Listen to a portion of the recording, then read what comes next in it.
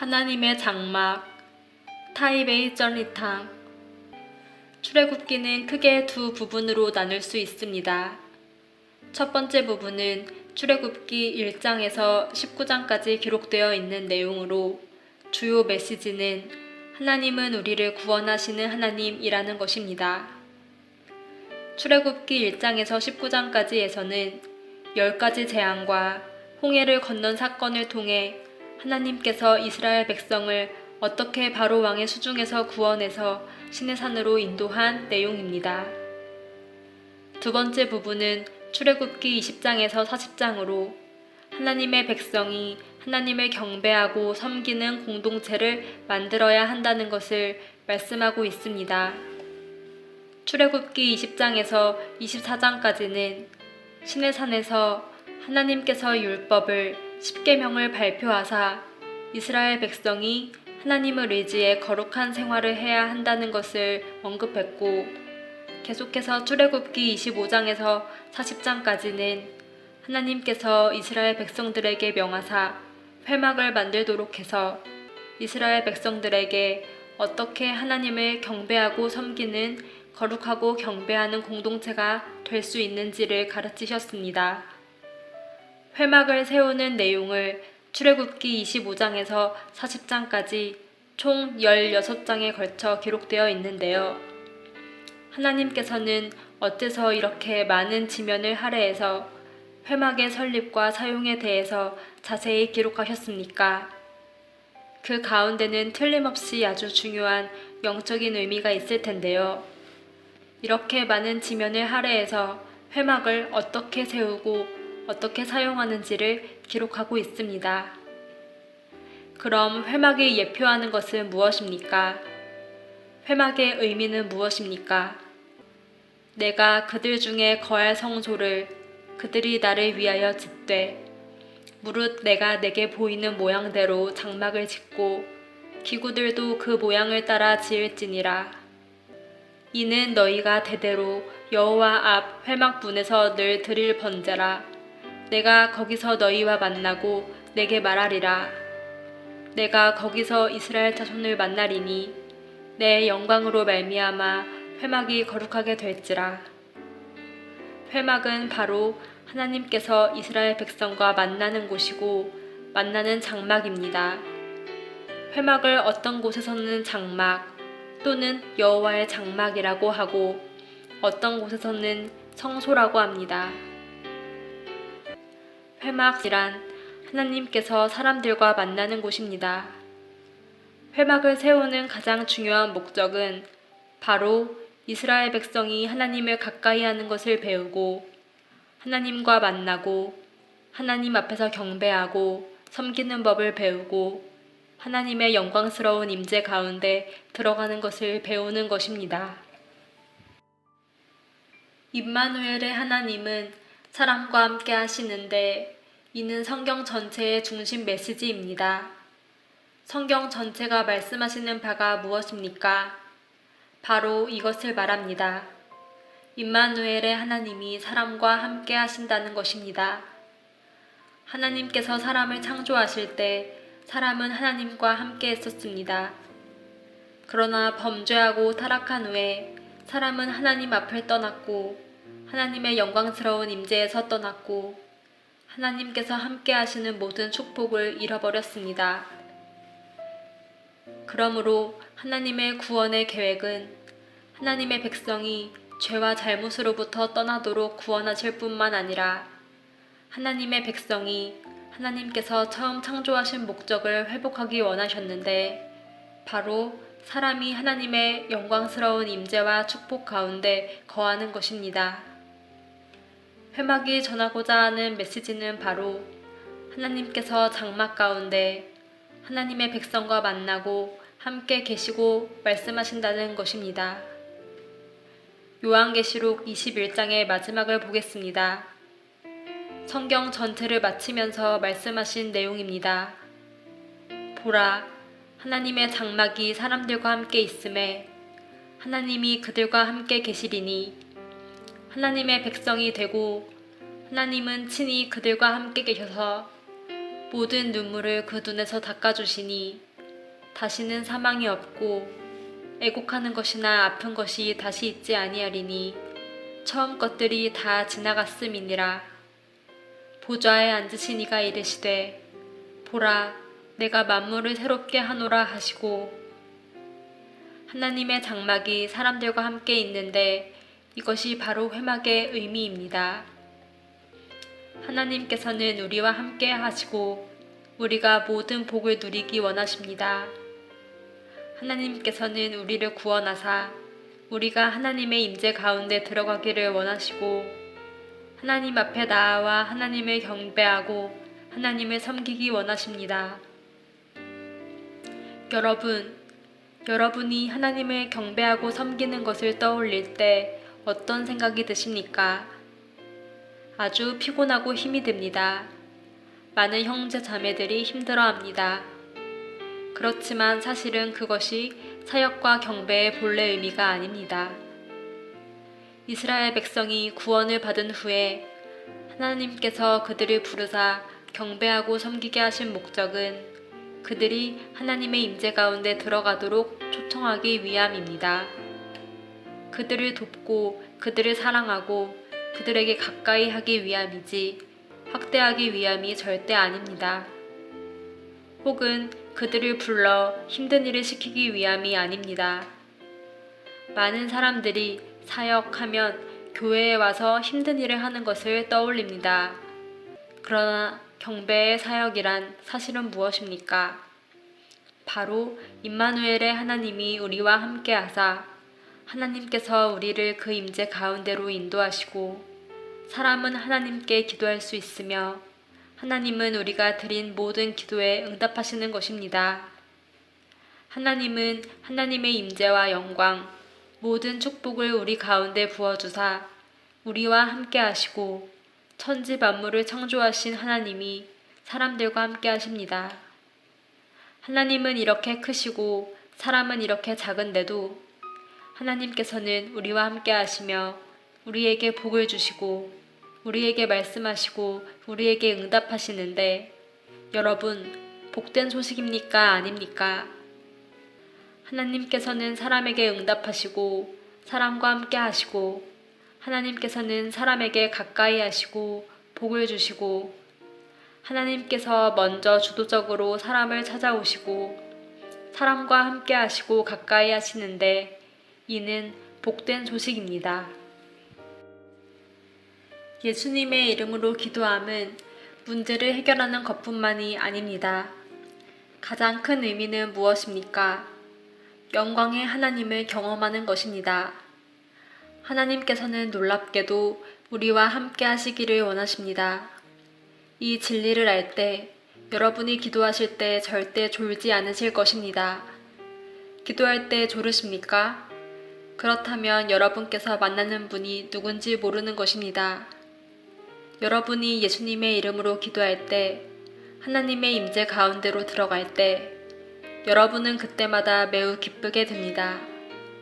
우리가 예수님의 이름으로 기도할 때 회막을 세우는 것이고 하나님의 임재로 들어갈 때 오늘 여러분에게 아주 큰 소식을 전하고자 합니다. 하나님의 장막이 사람들 가운데 함께 계시고 오늘날 신약시대에 살고 있는 하나님의 백성 역시 회막을 세우고 예수님의 이름으로 기도할 때마다 우리는 곧 임마누엘 하나님의 임재 가운데 들어가게 됩니다.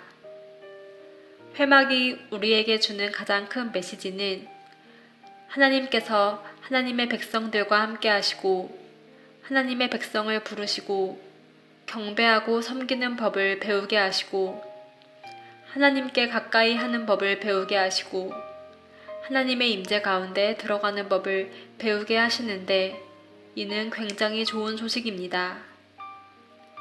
그런데 구약시대이든지 신약시대이든지 모든 사람이 하나님의 임재 가운데 들어가는 것 같지는 않습니다.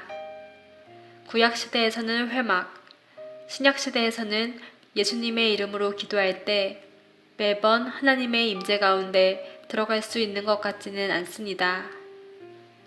하나님께서는 함께 하시겠다고 언약하셨지만 그 임재 가운데 들어가기 위해서는 아주 중요한 결정적인 요소가 있습니다.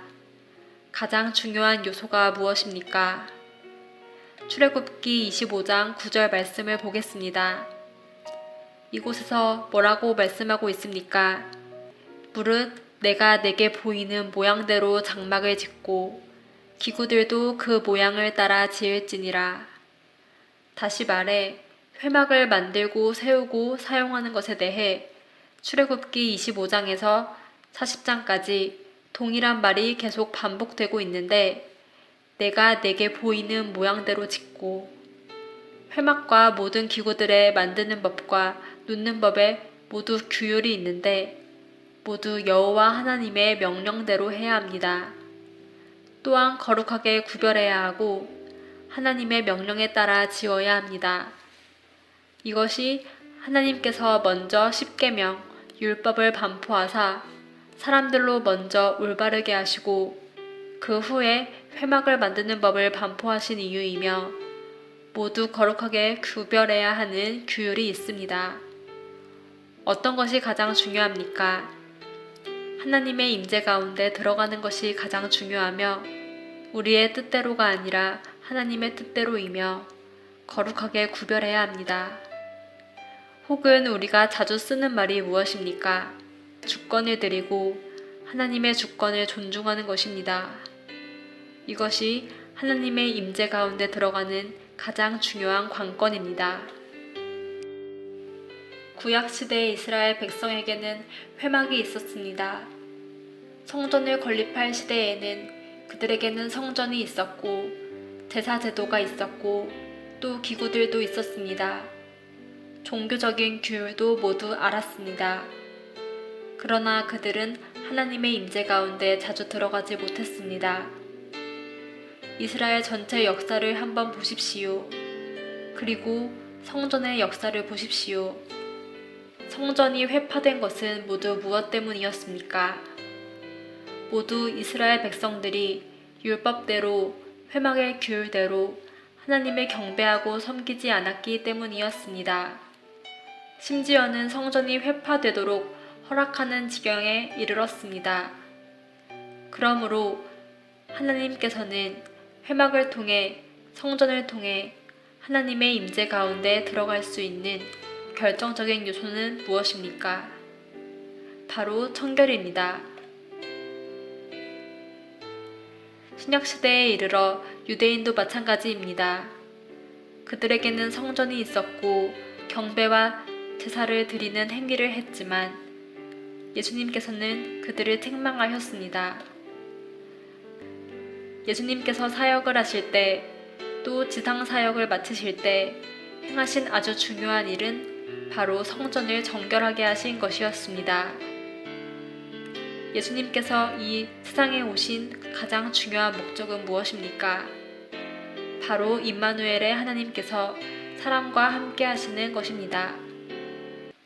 오늘날 우리가 기도할 때 주의하십시오. 우리가 매번 하나님의 임재 가운데 들어갈 수 있는 것은 아닙니다.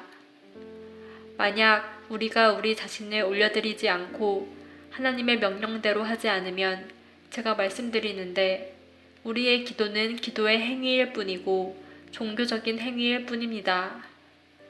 신약시대 백성들이 예수님의 이름으로 기도할 때마다 회막을 세우고 사람들을 하나님의 임재 가운데 들어가도록 초청합니다. 기도의 핵심 가치가 여기에 있습니다.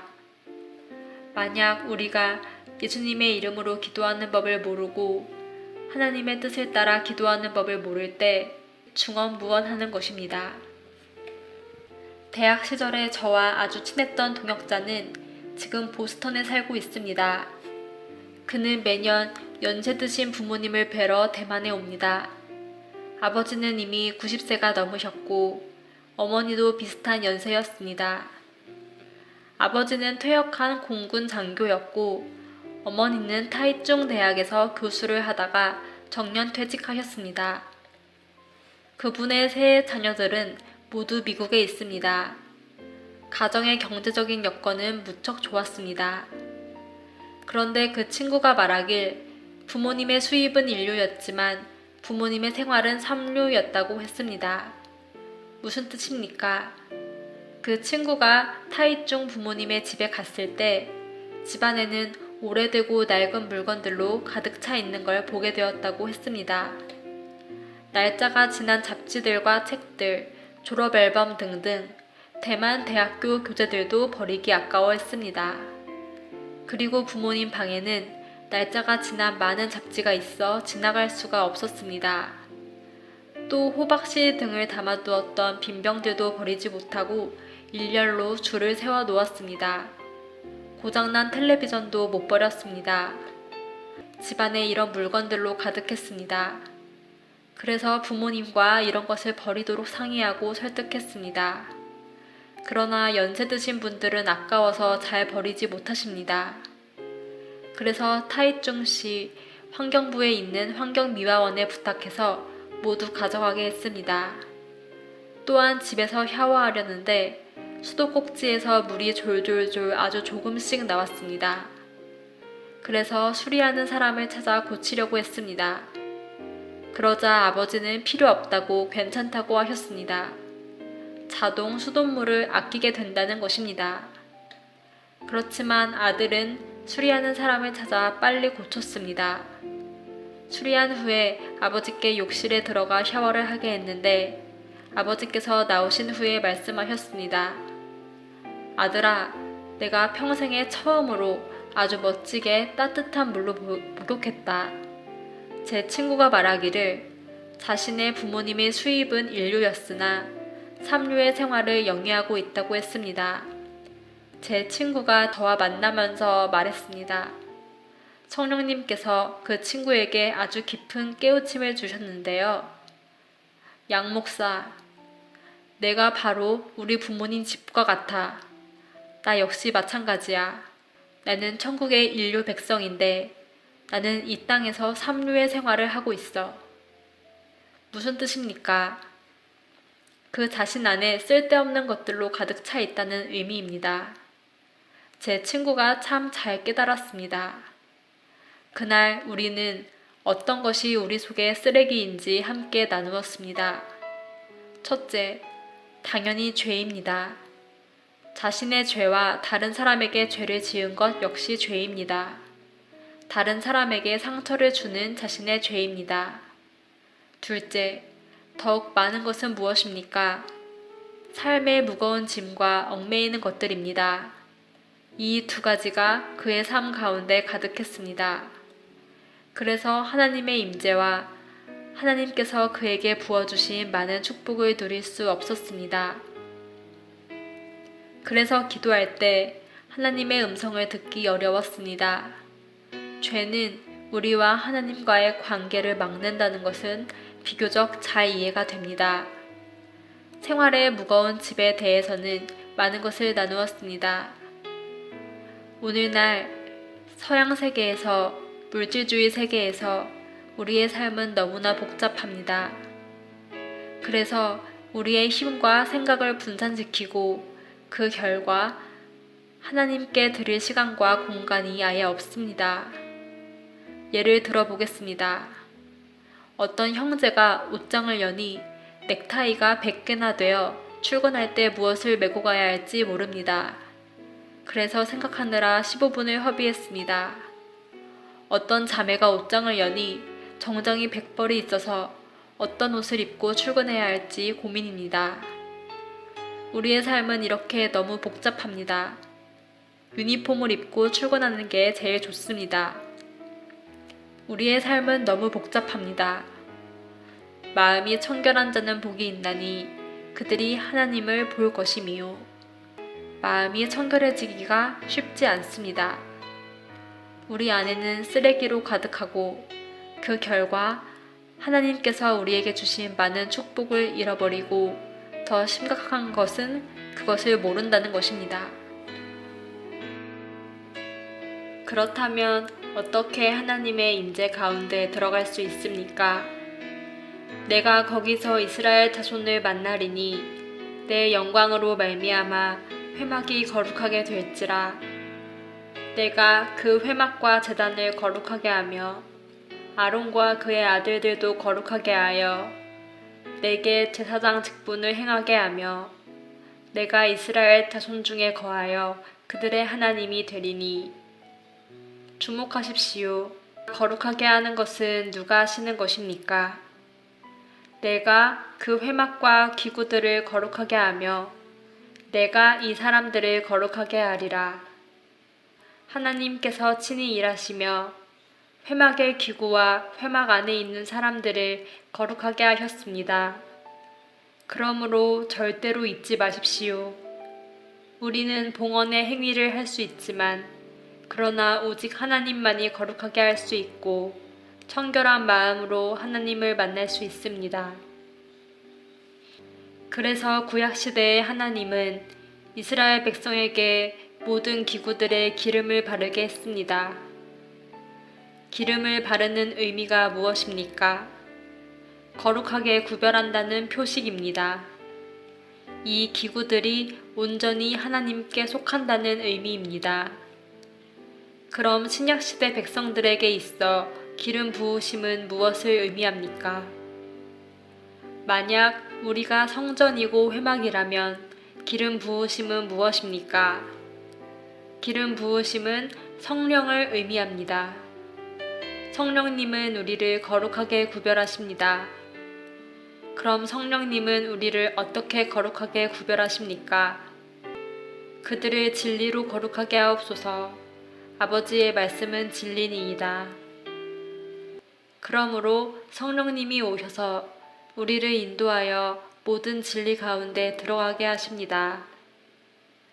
성령님께서 하시는 궁극적인 사역은 바로 우리로 하나님의 말씀을 듣게 하시고 진리로 우리를 거룩하게 분별하게 하여 진리로 우리는 모든 죄와 무거운 짐과 얽매이는 것을 분별하게 하고 무거운 짐과 죄의 문제를 해결하십니다. 성령님께서 오셔서 우리를 인도하여 모든 진리 가운데 예수님 안에 들어가게 하사 예수님을 알게 합니다. 그리고 살아계신 예수님과 연합하게 합니다. 이것이 바로 성령님께서 하시고자 하는 일입니다. 많은 경우 우리는 기도할 때 우리가 구한 것에만 관심을 갖습니다. 그렇죠? 그런데 아십니까? 우리가 기도하고 회막을 세울 때 하나님의 뜻은 무엇입니까? 하나님의 뜻은 하나님 자신을 우리에게 주시고 하나님의 영광이 우리 가운데 충만한 것이고 우리가 하나님의 영광을 만날 때 우리가 변화되어 하나님의 영광의 형상으로 변화되는 것인데 이것이 기도의 궁극적인 목표이며 경배의 참뜻이 여기에 있습니다. 성령님이 오셔서 우리가 기도하고 하나님은 물론 우리가 구하는 모든 문제에 관심을 두십니다. 그러나 가장 관심을 갖는 부분은 무엇입니까? 하나님께서 성령을 구하는 자에게 성령을 주신다고 하지 않으셨습니까? 성령님께서 오심은 우리를 변화시켜 하나님께서 창조하신 영화로운 형상을 회복하는 것입니다. 우리가 기도하고 기도할 때 문제 해결에만 집중하지 마십시오. 우리가 변화되고 변화되어 하나님의 형상으로 변화되는 것을 생각하십시오. 하나님의 영광스러운 임재가 사람을 변화시킵니다. 사실 나이가 많든 적든 남성이든 여성이든 모두 같습니다. 회막을 세울 줄 알고 성령님을 초청해 우리를 돕게 할 줄 안다면 우리가 성령의 음성을 들으면 우리 온 사람은 변화됩니다.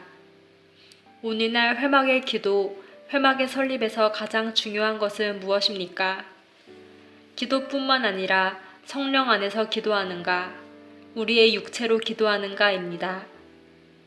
성령 안에서 기도하는 것은 곧 성령님께서 오셔서 도우시도록 성령님을 초청하는 것이고 성령님의 음성을 듣고 성령 안에서 기도하는 것입니다. 이렇게 기도할 때 우리는 하나님의 임재 가운데 들어가고 우리 자신이 살아 움직이는 회막이 될 수 있고 다른 사람에게 영향력을 미칠 수 있는 것입니다.